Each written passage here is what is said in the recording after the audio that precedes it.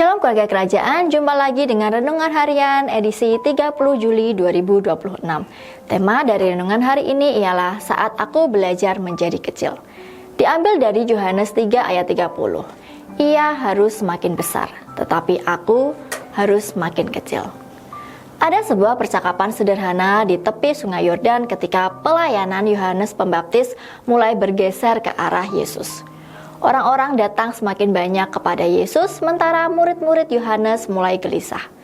Namun di tengah situasi itu, Yohanes justru tidak mempertahankan posisi. Ia melihat dengan jelas bahwa dirinya hanya suara yang mempersiapkan jalan. Maka ia berkata dengan tenang, ia harus semakin besar, tetapi aku harus semakin kecil. Di balik kalimat itu ada hati yang sudah tidak lagi sibuk mempertahankan diri menjadi pusat perhatian. Dalam hidup, kita sering tidak sadar bahwa kita sedang berjuang untuk tetap besar. Kita ingin tetap dianggap penting, tetap diperhitungkan, dan tetap ada di depan. Bahkan ketika kita melakukan hal yang baik, ada dorongan halus untuk memastikan diri kita terlihat.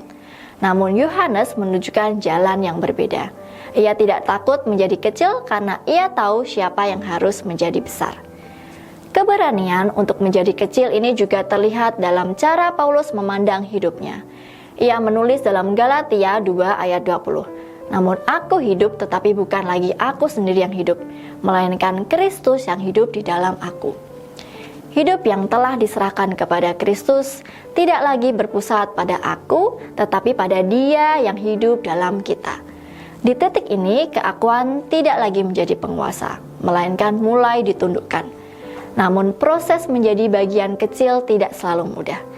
Ada bagian dalam diri yang masih ingin dihargai, masih ingin dikenal, masih ingin diakui. Tetapi justru di tengah proses itu Tuhan sedang membentuk kita yang lebih dalam lagi. Ketika kita tidak lagi memaksakan diri untuk terlihat besar, kita mulai belajar bahwa nilai kita tidak ditentukan oleh sorotan manusia, melainkan kehadiran Kristus di dalam kita.